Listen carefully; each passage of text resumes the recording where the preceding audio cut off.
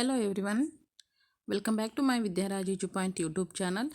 ಇವತ್ತಿನ ಈ ಕ್ಲಾಸಲ್ಲಿ ನಾನು ಸೈಕಾಲಜಿ ಮಾಡೆಲ್ ಕ್ವಶನ್ಸ್ ಅಂತ ಅಂದರೆ ಸೈಕಾಲಜಿಗೆ ಸಂಬಂಧಿಸಿದಂತಹ ಕೇವಲ ಒಂದು ಸ್ವಲ್ಪ ಕ್ವಶನ್ಸ್ಗಳನ್ನು ತೊಗೊಂಡು ಬಂದಿದ್ದೀನಿ.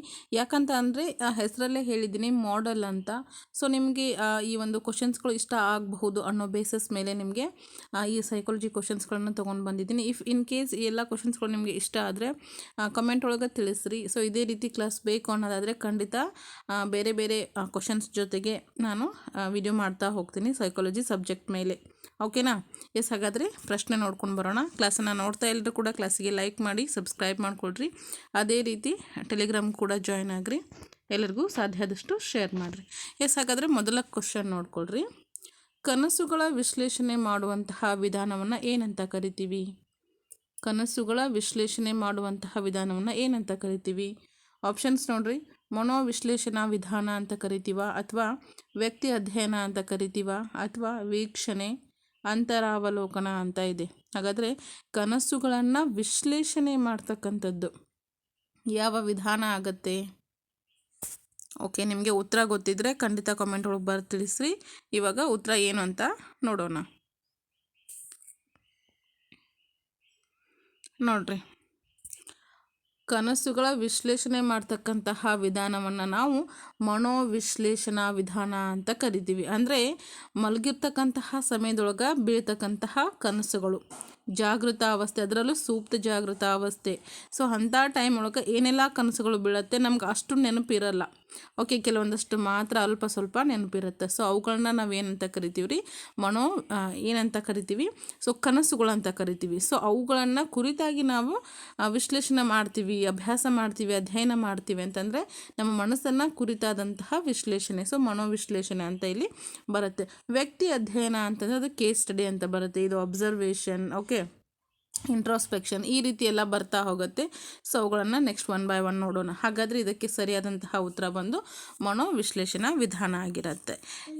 ಹಾಗಾದರೆ ನೆಕ್ಸ್ಟ್ ಬರ್ತಕ್ಕಂಥದ್ದು ನೆಕ್ಸ್ಟ್ ಕ್ವಶನ್ ನೋಡೋಣ. ಹಾಗಿದ್ರೆ ಓಕೆ, ನೆಕ್ಸ್ಟ್ ಪ್ರಶ್ನೆ, ಎರಡನೇ ಪ್ರಶ್ನೆ ನೋಡ್ಕೊಳ್ರಿ. ಲಿಪ್ಜಿಗ್ ಯಾವ ದೇಶಕ್ಕೆ ಸಂಬಂಧಿಸಿದೆ ಅಂತಕ್ಕಂಥದ್ದು. ಲಿಪ್ಜಿಗ್ ಯಾವ ದೇಶಕ್ಕೆ ಸಂಬಂಧಿಸಿದೆ ಅಂತ. ಸೊ ಆಪ್ಷನ್ ನೋಡ್ರಿ. ಫ್ರಾನ್ಸ್, ಇಂಗ್ಲೆಂಡ್, ಜರ್ಮನಿ, ರಷ್ಯಾ ಅಂತ ಇದೆ. ಸೊ ಹಾಗಾದರೆ ಲಿಪ್ಜಿಗು ಯಾವ ದೇಶಕ್ಕೆ ಸಂಬಂಧಿಸಿದೆ? ನೋಡಿರಿ, ಪ್ರತಿಯೊಂದು ಪ್ರಶ್ನೆಗೂ ನಾನು ಉತ್ತರವನ್ನು ಹೇಳ್ತಾ ಹೋಗ್ತೀನಿ. ಇಫ್ ಇನ್ ಕೇಸ್ ನಾ ಹೇಳೋಕ್ಕಿಂತ ಬಿಫೋರ್ ನಿಮಗೆ ಉತ್ತರ ಗೊತ್ತಿದ್ದರೆ ಖಂಡಿತ ನಾ ಹೇಳ್ತಾ ಇದ್ದೀನಲ್ವ, ಕಮೆಂಟ್ ಸೆಕ್ಷನ್ಗೆ ಹೋಗಿ ಅಲ್ಲಿ ನಿಮ್ಮ ಉತ್ತರವನ್ನು, ಸೊ ಎರಡನೇದಕ್ಕೆ 1, 2, 3 ಅಂತ ಆಪ್ಷನ್ ತಿಳಿಸಬಹುದು. ಹಾಗಾದರೆ ಇದಕ್ಕೆ ಉತ್ತರ ನೋಡ್ಕೊಳ್ಳೋಣವಾ? ಓಕೆ, ಲಿಪ್ಜಿಗ್ ಯಾವ ದೇಶಕ್ಕೆ ಸಂಬಂಧಿಸಿದೆ ಅಂತ ಆದರೆ ಅದು ಜರ್ಮನ್ ದೇಶಕ್ಕೆ. ಓಕೆ, ಜರ್ಮನ್ ದೇಶಕ್ಕೆ ಅದು ಸಂಬಂಧಪಟ್ಟಿರುತ್ತೆ. ಮೂರನೇ ಪ್ರಶ್ನೆ ನೋಡ್ಕೊಳ್ಳೋಣ. ಮುಂದಿನ ಪ್ರಶ್ನೆ, ಮೂರನೇ ಪ್ರಶ್ನೆ. ಚಿಕಿತ್ಸಾ ವಿಧಾನವನ್ನು ಪರಿಚಯಿಸಿದವರು ಅಂತ ಇದೆ. ಚಿಕಿತ್ಸಾ ವಿಧಾನವನ್ನು ಪರಿಚಯಿಸಿದವರು ಯಾರು ಅಂತ. ಸೊ ಆಪ್ಷನ್ ನೋಡ್ಕೊಳ್ರಿ. ಪಿಯಾಜೆ, ಬ್ರೂನರ್, ಸಿಗ್ಮಂಡ್ ಫ್ರೈಡ್, ಟಿಚ್ನರ್ ಅಂತ ಇದೆ. ಸೊ ಚಿಕಿತ್ಸಾ ವಿಧಾನವನ್ನು ಪರಿಚಯಿಸಿದವರು ಈ ಕೆಳಗಿನವರಲ್ಲಿ ಯಾರು ಅಂತ ಬರುತ್ತೆ. ಸೊ ಸ್ನೇಹಿತರೆ, ಸೈಕಾಲಜಿಗೆ ಸಂಬಂಧಿಸಿದಂತೆ ಸಾಕಷ್ಟು ಪ್ರಶ್ನೆ ಪತ್ರಿಕೆಗಳನ್ನು ವಿಶ್ಲೇಷಣೆ ಮಾಡಿ ನಾನು ಒಂದು ಕಡೆ ಬರೆದಿಟ್ಕೊಂಡಿದ್ದೀನಿ. ಸುಮಾರು ನನಗೆ ನೆನಪಿರೋ ಪ್ರಕಾರ ನೋಡಿದರೆ ಒಂದು 500ಕ್ಕೂ ಹೆಚ್ಚು. ಓಕೆ, ಆಪ್ಷನ್ಸ್ ಏನಿಲ್ಲ ಸ್ನೇಹಿತರೆ, ಈ ರೀತಿಯಾದ ಆಪ್ಷನ್ಸ್ ಏನೂ ಇಲ್ಲ. ಸೊ 500ಕ್ಕಿಂತ ಹೆಚ್ಚು ಪ್ರಶ್ನೋತ್ತರಗಳನ್ನು ನಾನು ನೋಟ್ ಡೌನ್ ಮಾಡಿ ಇಟ್ಕೊಂಡಿದ್ದೀನಿ. ಯಾಕಂದರೆ ನಾನು ಓದಬೇಕು ಅನ್ನೋವಂತಹ ಟೈಮ್ ಒಳಗೆ ಸೊ ಆಲ್ಮೋಸ್ಟ್ ಎಷ್ಟು ಕ್ವಶನ್ಸ್ಗಳನ್ನು ನಾನು ಕಲೆಕ್ಟ್ ಮಾಡಬಹುದು ಅಷ್ಟು ಕ್ವಶನ್ಸ್ಗಳನ್ನು ಒಂದು ಡೈರಿನಲ್ಲಿ ಬರೆದಿಟ್ಟಿದ್ದೀನಿ. ಆ ಡೈರಿ ಕೂಡ ಫುಲ್ಲಾಗಿದೆ. ಓಕೆ, ನಿಮಗೇನಾದರೂ ಬೇಕು, ಸೈಕಾಲಜಿ ಪ್ರಶ್ನೋತ್ತರಗಳು ನಮಗೆ ಬೇಕು ಅನ್ನೋದಾದರೆ ಖಂಡಿತ ಕಮೆಂಟ್ ಒಳಗೆ ತಿಳಿಸ್ರಿ. ಸೈಕಾಲಜಿ ನಮ್ಗೆ PDF ನೋಟ್ಸರ ಕೊಡ್ರಿ, ಅಟ್ಲೀಸ್ಟ್ ನಮ್ಗೆ ಕ್ಲಾಸರ ಮಾಡಿರಿ. ಡೈಲಿ ಒಂದು 20 or 30 ಕ್ವಶನ್ಸನ್ನು ಕೊಡ್ರಿ ಅಂತಂದ್ರೆ ಖಂಡಿತ ಕೊಡ್ತೀನಿ. ನಿಮ್ಗೆ ಇಂಟ್ರೆಸ್ಟ್ ಇರಬೇಕು, ಬೇಕು ಅಂತ ಆಸಕ್ತಿ ನಿಮಗಿದ್ರೆ ಖಂಡಿತ ನಾನು ಕೊಡ್ತೀನಿ. ಇಲ್ಲ ಅಂತಂದರೆ ಪರವಾಗಿಲ್ಲ, ನಿಮ್ಗೆ ಇಷ್ಟ ಇಲ್ಲ ಅಂತಂದರೆ ಪರವಾಗಿಲ್ಲ, ನನ್ನ ಹತ್ರ ಇರತ್ತೆ. ಓಕೆ, ಇರಲಿ. ಚಿಕಿತ್ಸಾ ವಿಧಾನವನ್ನು ಪರಿಚಯಿಸಿದವರು ಯಾರು ಅಂತಂದರೆ ಅವರು ಸಿಗ್ಮಂಡ್ ಫ್ರೈಡ್ ಅವರಾಗಿರ್ತಾರೆ. ಓಕೆ, ಸಿಗ್ಮಂಡ್ ಫ್ರೈಡ್ ಅವರು ಚಿಕಿತ್ಸಾ ವಿಧಾನವನ್ನು ಪರಿಚಯಿಸಿದಂತಹ ವ್ಯಕ್ತಿ ಆಗಿರ್ತಾರೆ. ಒಂದೆರಡು ಕ್ವಶನ್ಸನ್ನು ಮಾಡಲ್ ಆಗಿ ತೊಗೊಂಡು ಬಂದಿದ್ದೆ. ಇದೊಂದು ಕ್ವಶನ್ ಇದೆ, ನೋಡ್ಕೊಂಡು ಬಿಡ್ರಿ. ಏನಂತ ಇದೆ ಕ್ವಶನ್ ಬಂದು, ವ್ಯಕ್ತಿಗಳ ನಡುವೆ ಇರ್ತಕ್ಕಂತಹ ವ್ಯತ್ಯಾಸ ಹಾಗೂ ಕಾರಣಗಳ ಬಗ್ಗೆ ಅಧ್ಯಯನ ಮಾಡ್ತಕ್ಕಂತಹ ಮನೋವಿಜ್ಞಾನದ ಶಾಖೆಗೆ ನಾವು ಏನಂತ ಕರಿತೀವಿ? ವ್ಯಕ್ತಿಗಳ ನಡುವಿರ್ತಕ್ಕಂತಹ ವ್ಯತ್ಯಾಸ, ಕಾರಣಗಳ ಬಗ್ಗೆ ಅಧ್ಯಯನ ಮಾಡ್ತಕ್ಕಂತಹ ಮನೋವಿಜ್ಞಾನದ ಶಾಖೆನ ಏನಂತ ಕರಿತೀವಿ?